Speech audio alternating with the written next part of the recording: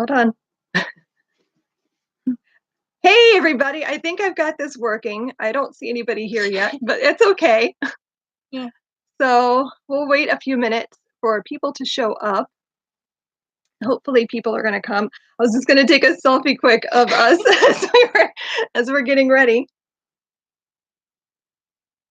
Oh, it's on timer. Okay. Hold on. Let me tweet this, or not tweet it. We'll Instagram it. Okay. And we'll hopefully.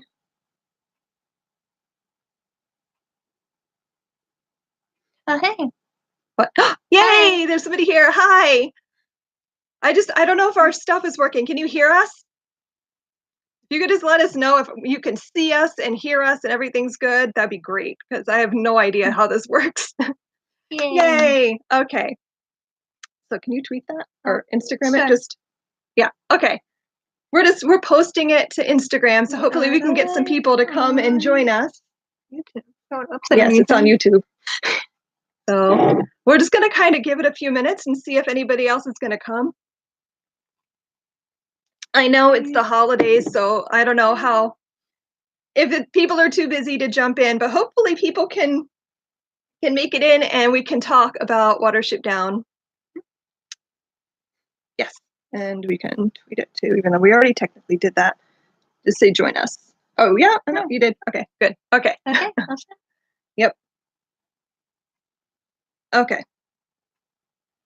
So, whoops. So yeah, hopefully people will show up in the next couple of minutes and we can get this started. So was this your first time reading the book, or was this a reread for you? I don't know. How many times have you read it? At least 3 times. 3 times? I know I read it. How many times I I've know read it? either I read it or you read it to me when I was really little, and then you read it out loud to Robbie and Riley and I, and then I read it myself. Yeah. And I might have read it myself one other time, but I can't quite remember. I think this might have been either my 6th or 7th time reading it, because I know I read it once when I was like 12 and I hated it, and then I read it again as an adult when I was in my 20s and I loved it, and I think I've read it twice in my 20s, and then I think I read it when I scheduled it into Villager Library. I read it to myself, and then I turned around and read it to the kids. And then I've read it again. So yeah, it's been somewhere in the 6-ish. It's a lot. Yeah. It's one of my favorite books.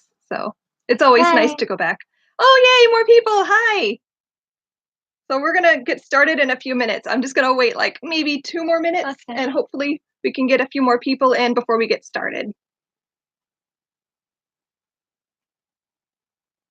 Yeah, I always find it interesting when I reread books too, that like I always get a little bit more out of it, or I'll read something new that I missed the first time or 3, and like, or your perspective changes a lot too. So I love rereading books just for that, because you always get something different every time. Especially, I think if you read it when you were a little kid and then reread it when you're like an adult.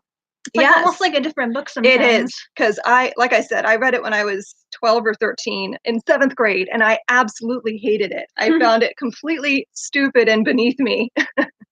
So yeah, I wish that I could go back and like smack myself a little and be like, stop it. It's a really good book. Oh, hey, somebody's from Germany. Wow, awesome. We're international.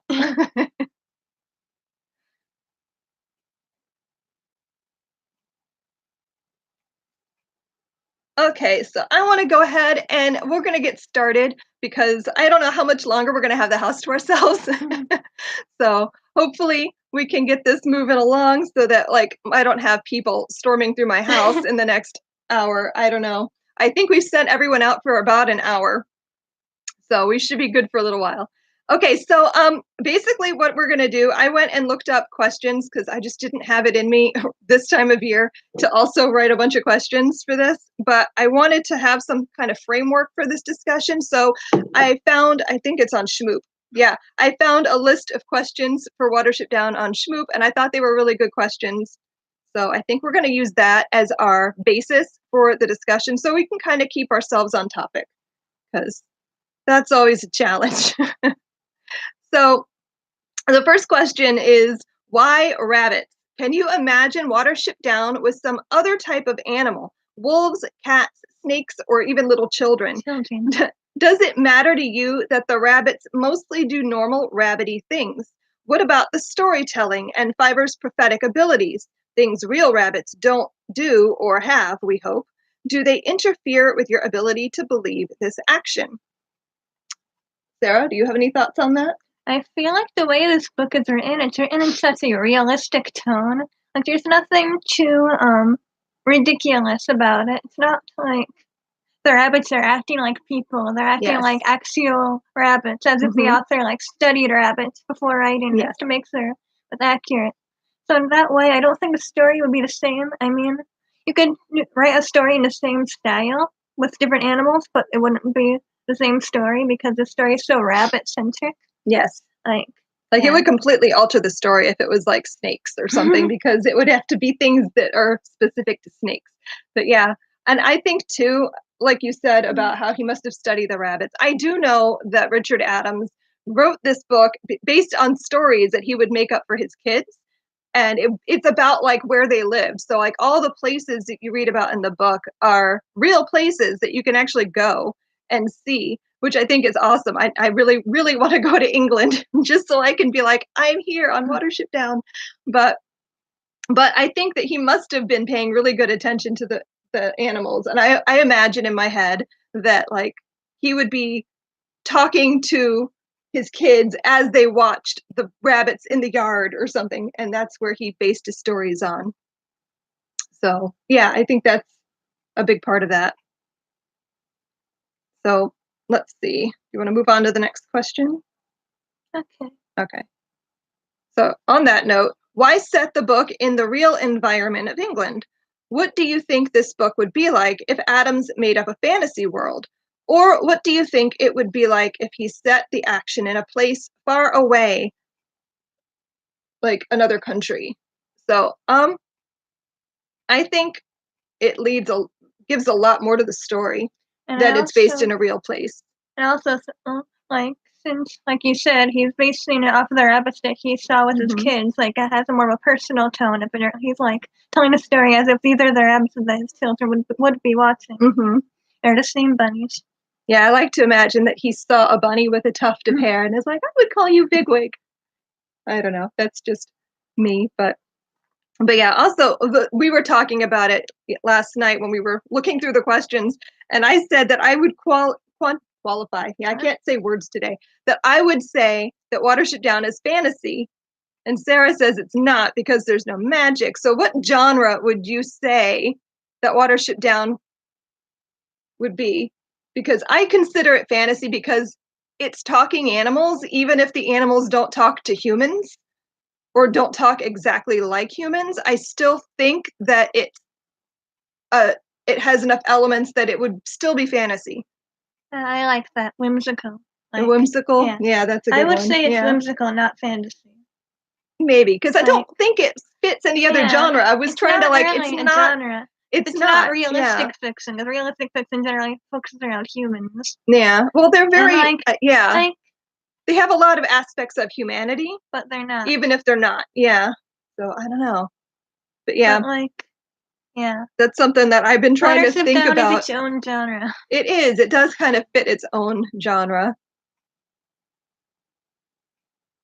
So, do you think it would change the story if he placed it in a fantasy world, like Redwall, and they were like fighting with swords, and It wouldn't be the same it would not be story. the same Because story? like Yeah. stories like that, like Redwall and Warrior Cats, they're Mhm. like taking human concepts and Mhm. giving them to the animals rather than Yes. make the animals just do what they would normally do. Mhm.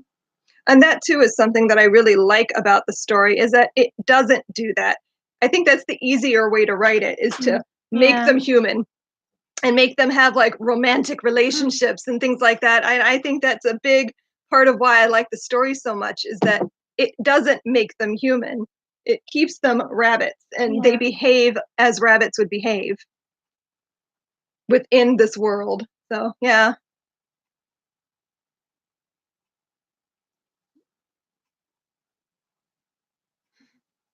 Yes. Growing up Peter Rabbit. Yes. Yes, I would agree with that. Okay, so this next question says, do you think there's a historical lesson in this book?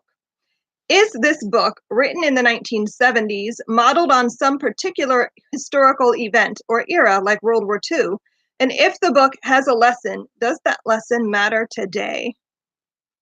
That's a really good question, but I don't think I'd place it in any specific time period. I don't think there's any like specific event that he was thinking of. I think it's just human nature Rabbit nature. reflected in rabbit.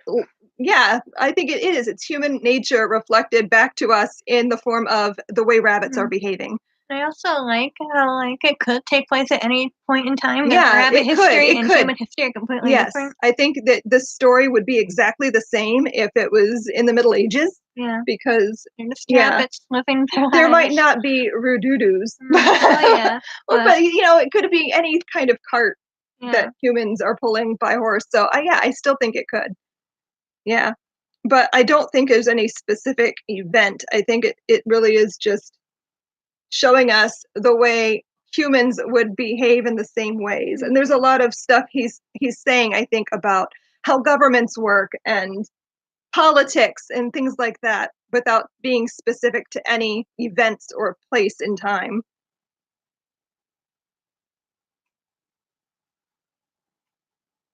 Yes, I agree with that too. Yeah, it's relatable in any time period. Okay, next question says, what do you think about the point of view? How does it change your feelings about the characters when we see the world from Woundwort's perspective or see his life story? What about the brief section from the human point of view? Does that affect how you feel about humans? And are those sections written differently? Want to take this one? You had something you were saying earlier. We were discussing point of view and perspective and all that earlier. So go ahead, Sarah. What would you say? I think the style and point of view in this book, it works perfectly because just I would say this book is third person omniscient because you're watching almost as if you're watching it from above, or like you're a person watching it happen. It's the person that happens to know how to speak rabbit, because like you get to see different characters without focusing in specifically on one. Even though you focus on Hazel and his Warren the most, you still get to like peek in and see what Woundwort is thinking and what his world is like, and then you get to see from a human perspective. But like I don't know, to jump in from perspectives while still kind of watching from above, I think works really well for this particular story. Yes, because I think it would completely shift the whole story if you were only getting one perspective. Like if you only got Hazel's perspective, you would never really get to see the behind the scenes stuff that happens in Ephrafa and all of that. You would only get his side of the story. Like I was saying earlier too, that like stories like The Hunger Games are great. I love that book a lot, but having only one perspective, I think really takes something away from getting enough of the world building and the story, because you only ever see through one person's eyes. So I really like reading stories that are third person omniscient, actually. Yeah, that's probably my favorite thing when I'm reading. Because I also really like when you get to see inside other characters' head and you get to see why they're doing the things they're doing. Because I think too, if you only saw one perspective, Woundwort wouldn't get as much of a well-rounded arc. Even though he doesn't really ever come off looking like a good guy, I think it gives him more of a, I almost said human, more of a rabbit perspective. More of a, what word do I want? You really get to see him from all angles. And I think that makes his character that much more interesting. And I just really loved the one chapter we got to see it from a human perspective. That was like, it almost felt like a chapter from a completely different book, yet it still worked within the context of the story. Yes. So it didn't feel like out of place. It worked. It just, I don't know. It was a very interesting chapter. Okay. And on that note, the next question is, why do you think the book is split into 4 parts? Do each of those parts tell a complete part of the overall story? Do you think all of the episodes in the novel are equally important? Can you imagine this story without any episode? Like, what would you think if we skipped over the final war with Ephrafa? And I think that overall, I wouldn't change anything. I wouldn't take anything out because I feel like for the most part, everything kind of lends itself to painting the bigger picture Mhm. and letting you see. It's really great for world building too, Yeah. because that's another thing I really loved about the story is that there is so much rich world building. You get to see not just how rabbits live, but how they think, how they believe, How and Warren functions. how warrens function. Yes, I found that stuff fascinating. Like that they live in the dark, and you don't even like when I read it, you don't picture it in the dark when they're in the burrows, but it'd be completely dark in there, and like it just I don't know the fact that they can see in the dark, not see, but like feel each Yeah. other in the dark, and they know who's where and all of that. I just thought that was really interesting too. I think the only thing that I've ever said felt out of place to me, and it's just me. I don't know. Maybe other people like it, but the story about Rouseby was it Rouseby Wolf? I like that I feel like story. that is just so out of left field, and I'm like, all the other stories make more sense to me in the scheme of the novel.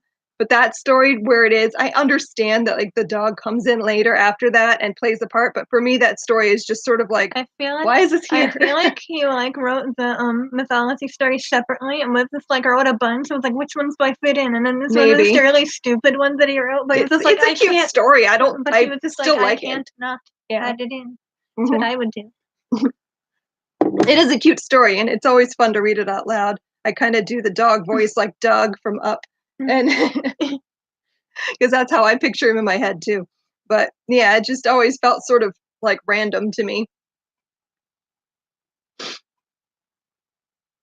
Yes, it is. It's so random. I don't know, but I still like it. So, and on that note, On that note, number 6, I like how they're kind of uh, we're flowing. But the next question is, what do you think about the stories of El Herrera? Are they fun and interesting, or do they just interrupt the main story about Hazel's rabbits? Do the stories of El Herrera have some connection to the main story? For instance, the story of the king's lettuce gets told in Cowslip's Warren. Is that story related to what's going on in the Warren? I feel like they do connect a lot. I think they add more depth to the story as a whole. into the world building. Because the Hmm. fact is that not only like they have their own language, they have their own mythology that doesn't Hmm. feel like it's Yes. fake mythology that you just throw it in for fun, but like it works so perfectly for rabbits. Yes, It it is is, very specific yeah. to rabbits, which I think is makes it more real. Hmm. Yeah. And so yeah, I love the stories actually of all the El Herrera stuff because I do think it builds on the story as a Yeah. whole. And you can see why they would behave the way they do. And especially when you see them in Cowslip's Warren and they don't even want to talk about El Mhm. Herrera and they're like, "Oh, we have our own stories and they're all about death and it's great." Mhm. And it's just like so different to them. And I think that, yeah, it does really build on the characters of the rabbits. Yes, and it is still really relatable to the stories that we tell too. Like theirs are very specific to like gardens and getting vegetables and stuff, Yeah. but that's the thing that they would be the most interested in having. That's what mythology is. Yeah, It's stories about trying to try and explain certain things. yes, So explaining why we have yeah, things that we have or why things happen the way they do. And and so for so rabbits, it would make more sense. mhm, Yeah. yeah, that's what they care most about. They Hmm. care about finding food. So that's what Yes. their stories are about. Hmm. And I do think it's neat how they sort of do interweave with the stories, the story of Hazel's rabbits Hmm. and all of them. The mythology does weave really well into the story Yeah. itself.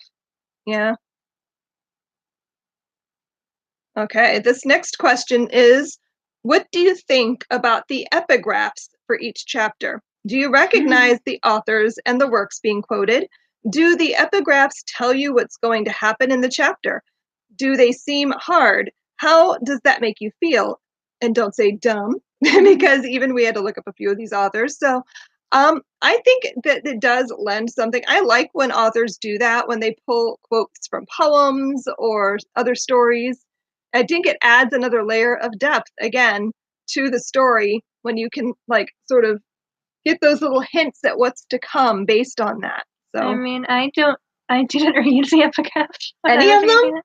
Like, if they were short, I would, like, skim them quick, I but, like, read them all out I loud just too. wanted to get Yeah. right back into the story. Well, I mean, yeah, but I like those little extra clues and things to Yeah. what's coming, and I do skip some of them. Like, I'm not gonna try to read the ones in a language I don't understand. So I skip over those, but otherwise I've read all of them.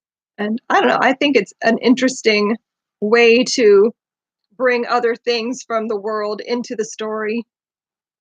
So I like those, especially when they're poems. I don't know why. I just like those a little bit better.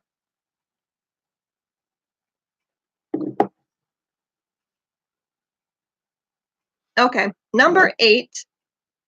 How do you feel about Woundwort? He's a dangerous villain, right? But what about all his positive qualities, like his courage? Is he admirable in a way or just evil? Okay, I think this is a good question, and I'm gonna go and pull another thing that annoys Sarah and like talk about The Walking Dead. Mm. She's like, could you maybe keep the Walking Dead references to a minimum during the live show? Like, well, it's stuff that I've been thinking about because it's fresh in my mind because I was watching that show and reading the comics and stuff. But I do think that Woundwort is a bad leader, and while he might have some admirable qualities. Like he is courageous and brave and all of that. But I also think he's a leader in my mind. Like Negan is a leader in The Walking Dead, and that Negan is a great leader. He gets people to follow him because he's got that enigmatic personality that you want to be around him and follow that guy because he's going to keep you safe. Because that's really what Woundwort and Negan both have in common is that I'm sorry, Sarah, is that they're very good at keeping people safe or rabbits safe. And they've got this whole idea of how to do that, even if it's completely wrong. They are actually keeping the other rabbits safe in a way. Like they're not going to get the Woundwort's rabbits aren't going to get attacked by humans because he's prevented that from ever happening by making these ridiculously strict rules that hurt the rabbits in the end, but not from humans. So, yeah, and he's dangerous in that way that he is so completely stubborn and set in his ways that he won't change. And that makes a person more dangerous, I think, is when they're really brave and courageous and they want everyone to know it. So they show it as much as they can. And he does stupid things that puts him and the other rabbits in danger because he wants to prove to them that he is capable and brave. What are your thoughts, Sarah? Because I know you don't agree with me. I mean, I think you said it worded it pretty well, honestly. He's so brave that he's stupid about it. Like he doesn't think before he acts because he doesn't need to. He just is so reliant on his strength and the strength of his warrants. He doesn't really care about consequences of his actions. And he might be coming from a good place because in his backstory, it does say that, you know, his family was killed by humans. And so he's very much like worried about that thing happening to him and he wants to prevent it, which is admirable and good to want to protect your family and your people, but not the way he's going about it. And he's so power hungry too. I think too, once you start getting a little bit of power, then it's hard to like not want more power. And he gets to the point where he's like, I need to keep my power no matter what, and so I have to make them listen and do what I say. So yeah, so I think in the end he's just an incredibly flawed character who maybe could have been redeemed. I actually think he does get a little bit of redemption in the end of the story when they're like making up new myths about he could be out there. You don't know. We didn't see his body. Better watch out for Woundwort. And so I think in a way he'd find that a positive thing that they look at him that way. And so I don't know. That's probably the closest he'd ever get to any kind of redemption. All right. So the next question, number 9, is what do you think about the descriptions of the landscape? Do they help you imagine the wilderness setting? Do they interest you? Or did you want to skip all the description and focus on the plot? Honestly, sometimes I really don't like lots and lots of description. Mm. But for a story like this, it's so, like, nature-centric, it actually works really well, so, like, it fits the story, it doesn't feel like filler that's trying to make the book longer. The Yes. descriptions actually enhance the reading experience Mhm. and, like, help you to visualize this world a bit better. So I actually enjoyed these descriptions. I agree. I think, like, that's another one of those things that I didn't like when I read it as a child, that I was just turned off by the amount of description, but looking at it now, I think it does add a huge amount of depth and world building to the story because you do get so much more when you can visualize it. And I was saying to Sarah, like, it would be really cool if you could, like, write it based on like, write a paragraph based on your backyard, and how would you describe it if you were a rabbit? And Sarah's like, "Why do you have to make everything homeschooling?" Because it's what I do. But I do think it would be an interesting thing to do, to play with that and, like, try to imagine how your yard or, like, a park near your house would look from the perspective of rabbits. And because the plants and things described in the story are very much centric in England and wouldn't necessarily be things that we would recognize or see. So I think it would be kind of fun to kind of make it about your area and where you live and how Do we would. even have rabbits around here? Yeah, we have rabbits around Where? here. I've seen them at Benson's. Oh, that's right. Yeah. Okay. I Remember never we s saw one at Benson's and I was like, "It's Hazel and Fiber." I completely forgot about that, Yeah. okay. We do have Yeah, rabbits. so we do have rabbits, just not in our yard. I don't Mm. think I've ever seen any near our house, but yeah, we have them in our area. I think rabbits are pretty much everywhere, aren't they? Is there a place where there are no rabbits besides, like, Antarctica? I wouldn't know. I'm pretty sure they're like birds, that they're everywhere. Okay. Number 10 is, what do you think of the rabbit language? Lapine. Lapine? Lapine. How do you say it? I don't know. I just make stuff up as I go. Is it weird to read a book with some strange foreign words in it, or was it fun? Did it make you think of the rabbits as different from us? I really like the Lapine and the way the author weaves it in a way that you forget that those aren't real words. Like, you can throw Silflay into a conversation and it feels normal now. I mean, humans don't. Well, humans don't Silflay, but, you know, if they did. But it becomes a normal word and you don't have to think about it anymore. It doesn't ever take me out of the story, which I think Yeah. is But really I really talented I on his like the part. style where you introduce them slowly to the point where Mhm. when they pop up again, you recognize them as what they are rather than as made-up Yes, words. yes, and I wish, like, more authors would do that because I think that'd be a great way to learn foreign language. Mm. If they were just, like, peppered in a way that you just start to learn it slowly, and eventually you just know the language because you've been reading this book that has been slowly adding new words. Mm. I think that would be cool. That would be a great way to learn a foreign language because it does start to feel completely normal. Yeah. Yeah. You just start throwing words like "redudu" into the Mhm. conversation and yeah. And I also like how they kind of switch between using the rabbits like real names. Yes, like Flaley instead of Mm. Bigwig. And Yes, I Lauru. thought that was great, and Lauru. We haven't mentioned I Pipkin. love We Lauru. I think haven't that's the cutest mentioned name. Pipkin I know, once so Sarah, go ahead. far. Okay, you know what? Right now, talk about Pipkin. Pipkin is best bunny. I love him so much. Like, I don't even know why exactly, just every time he's in the scene, it makes the scene better. I mean, I picture Pipkin as one of those, like, really tiny, fluffy Mhm. guys, and you just wanna snuggle him, Yes. and that's what Pipkin is like in my head, but yeah, my favorite is Bigwig. Mm. I love Bigwig. I think he's probably the best character Mm. overall. He has the best arc, I think, in the story Because he's Lord of Fun. because he is Lord of Fun. But I think he's a really, like, interesting character because when you first meet Bigwig, you almost think he's just gonna be like this tough guy character who is just there for backup. Like, in my head anyway, I visualize him as just like a bodyguard kind of for Hazel.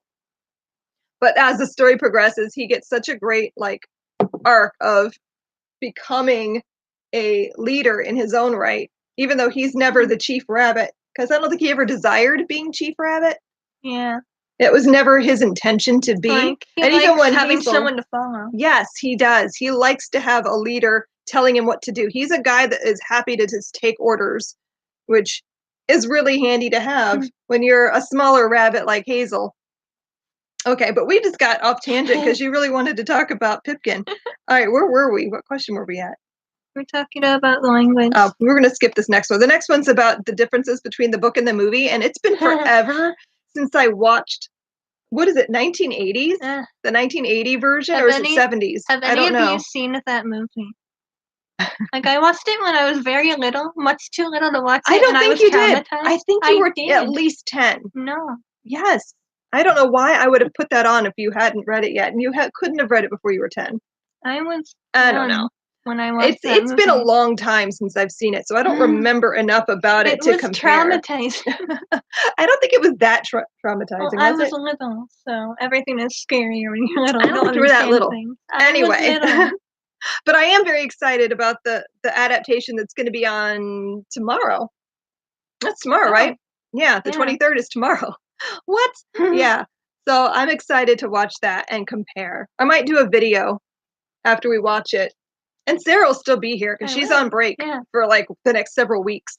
She doesn't go back to school until like the end of January. So maybe we'll do a video talking about what we think about the adaptation. And rewatch the movie.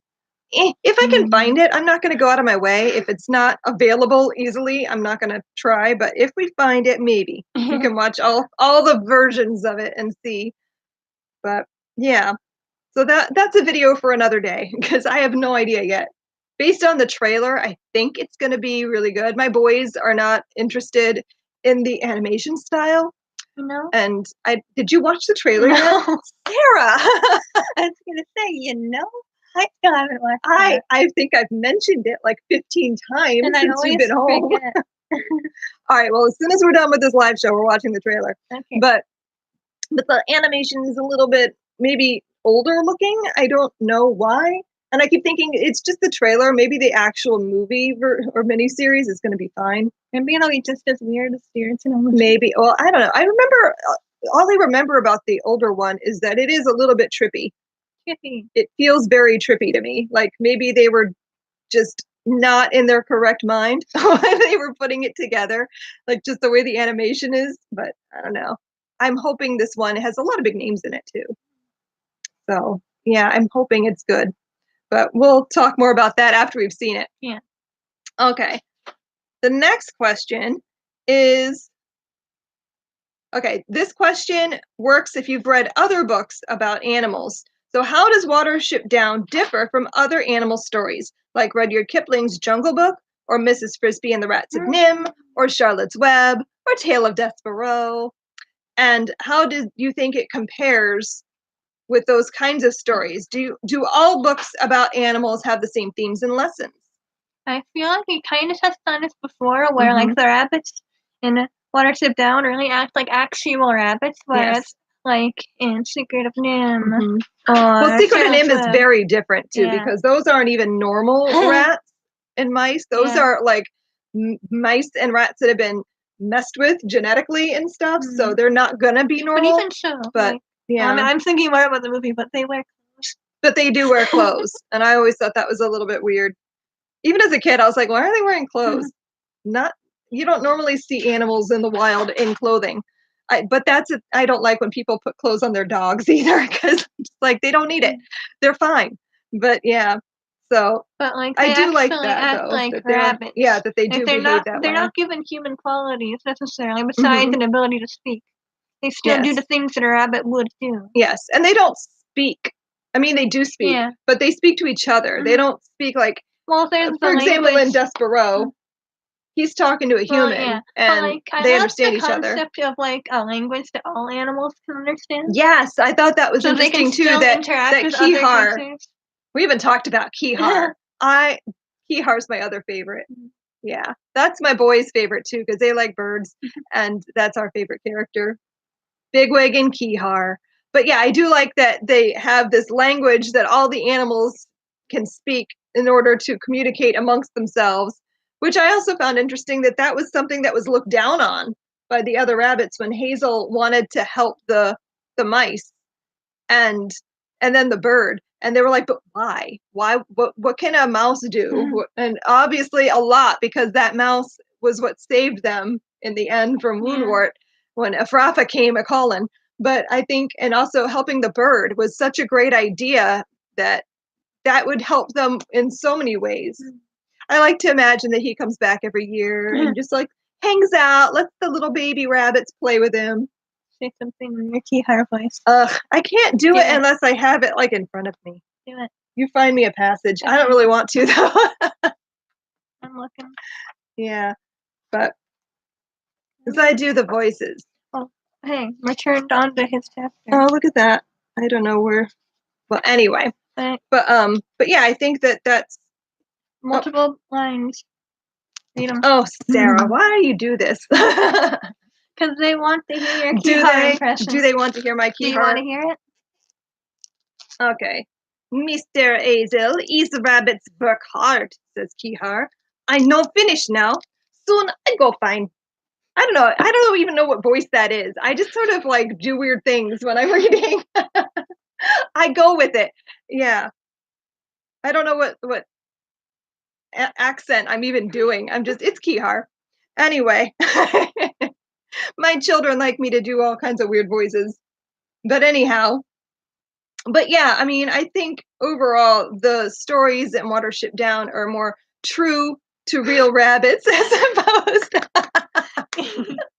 See, that's what I do. I've ruined it for Sarah too. She can only hear in her head when she's reading to herself what I sound like when I read. Like all my male characters that I'm reading sound like her male voice. Hey, it's the best I can do. It's hard to differentiate characters when there's not like a specific accent involved, but I do my best. Okay, and the last question is, what do you think about the female rabbits in the book? The male rabbits at first only think that they're good for breeding, but is that true in the book? And what about Lucy, the little girl who's smart enough to go to school? Is she a role model or a stereotype for girls and women? Honestly, I think the way they do it in the story is very true to animal behavior, in that animals aren't romantic. Yeah. So they're not going to think about getting does in a like, I need to marry a girl, kind of a way. They need them because a warren can't function if you only have either does or bucks. Either way, they're going to need to come together in order to have a healthy warren that continues on after they've died. Yeah. And so I think that they actually, the way that's done in the book is pretty realistic for what animals would be like. Yeah. And I still find the does to be interesting characters on their own, even though they're not as major as the male rabbits. Mm-hmm. They still serve their purpose and like are actual characters. So I really don't feel like there's any issue with that. Yeah, I think I agree with that. And I think too, like they are really interesting because they parallel Hazel's rabbits. Like I like that his and Flay has visions too. Yeah. And so you get to see that it's not just Fiverr like that. This is a thing that happens among rabbits. And I think that's interesting that in all cultures too, it's not just in the story, but in lots of cultures, you'll have have people who are able to kind of not necessarily have clear visions like Fiverr does, but they might just feel things or know things are happening. And it's sort of an interesting way to see that play out in the story. So what about Lucy? Yeah, I really, like I said before, I really like that chapter. I feel like, I don't know, I feel like Lucy could have been a main character in her own story if like the story was shifted and was like about her with the rabbits in the background. Like, even just that one chapter of her, she still felt like a well-rounded character, which I really liked. Yeah, I agree. I think so too. I think that she is a very well-rounded character, even in that brief little snippet you get of her life. And yeah, so I thought she was really well written. Have you ever read anything else by Richard Adams? I've always meant to seek out more of his books. I think I actually have on my Kindle somewhere. Is it Shardik? I think he wrote about a bear, possibly, but I've always been afraid to read it. I'm like super intimidated because I love Watership Down so much. that I'm kind of afraid to try any of his other books in case I don't like them as much. I don't know why that would matter, but I just, in my mind, he's such a brilliant writer that I just want everything to be as good. But yes, Plague Dogs is another one on my list. I want to read them. I'm just so afraid because that's what happened too with Marcus Zuzak. I love The Book Thief so much. And then I read, what is it? I am the Messenger. Is that the name of it? I Am the Messenger. And it was just okay. And I was like, oh, this isn't nearly as good. And then I have his newest book, and I'm like kind of afraid to pick it up because I'm like, what if it's not good? I'll be so sad. I have a So friend that I don't know. I Am the Messenger. It's not a bad story. We're going off topic, but we do that too much. But yeah, no, it's just a thing with me that I'm nervous that I'm not gonna like his other books as much because I don't know. I think it's just like the epitome of stories. It's so good that nothing else can touch Watership Down. But maybe I'm wrong. Maybe I should just be brave and try something. Okay, if there's any other questions or topics you want to talk about, we can discuss anything else. And then after that, we're going to wrap up and do the drawing for the copy. Oh, it's of Watership Down. We have the illustrated copy. Everyone who commented in the first Watership Down discussion video is entered, and we're going to do the drawing. So we'll see if anyone has any questions first, and then we'll go on from there.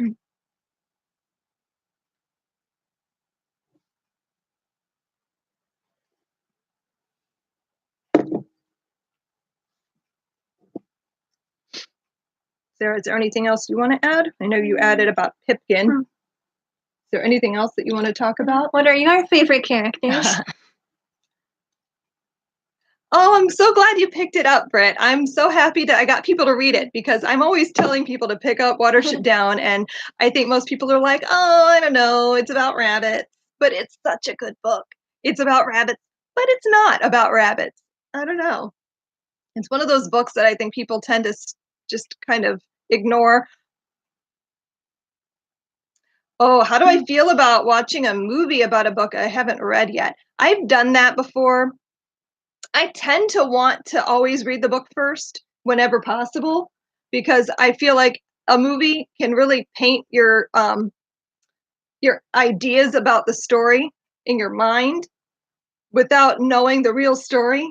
Like for me, and this is just a silly one, but I saw the movie Ella Enchanted when it came out, I don't know, early 2000s.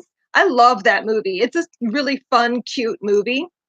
And then I read the book afterwards and I was like, oh, this isn't the same thing at all. And I didn't like the book because it was so different from the movie that I loved. So I don't know. For me, that's the biggest thing is like, I don't want a story to not be good because I had different interpretations put before me. So I think it's good for the most part to experience the original thing first, and then the adaptation is an adaptation. Yes. Because an adaptation is always going to be someone else's interpretation of the story. And so I like to have my own interpretation first and then experience somebody else's. And yes, that's true that the book and the movie are completely separate usually. Like for Game of Thrones, for example, I tend to think those are two totally different storylines because so much is different that at this point I can just sort of like, oh, I'll watch the show and it's going to end the way the show ends. And eventually, maybe someday, I'll get to know the real ending in the book. You said there wasn't going to be an ending. I don't know. I still hope. I will always hope. But they're so different that I can sort of separate them. So yeah, I think too, if you can separate them in your head, yes.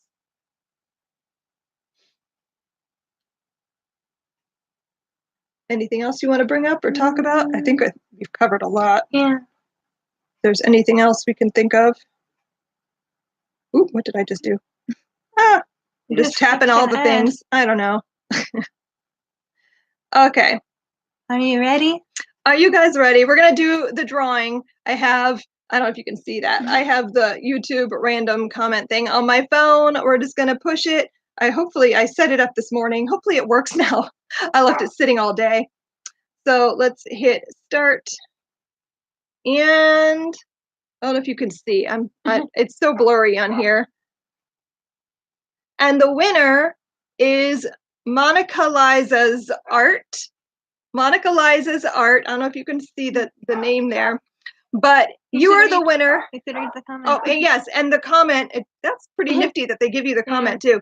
The comment she left is, "Thank you for this rundown of the novel. I'm writing a paper for my university and your analysis has helped heaps. I'm mainly discussing the animation and how it chose to portray the more violent and harsh outlook on the world from the novel, so it's very interesting. And also, I would love a copy of the book." So congratulations, Yay. Monica Liza. If you are not here with us right now, that's fine. This is going to go up on the channel. So when you see it, you can go to my about on my channel page and click on my email address and just send me an email with your address and I'll get the book out to you in the mail as soon as Christmas is over because I'm avoiding the post office right now, if at all possible. So that'll go out into the mail in the next week. So congratulations. Yay, that's exciting. So thank you guys so much for coming. I had so much fun. This is really fun doing the live show. Now that I know how it works, I might do more live shows in the future. So we'll see. I don't know. I'm making no commitment there. But it was super fun. Thanks so much for joining us during this crazy time of year. And so, yeah, thanks so much. And I'll see you guys next time. Thanks for coming. Bye.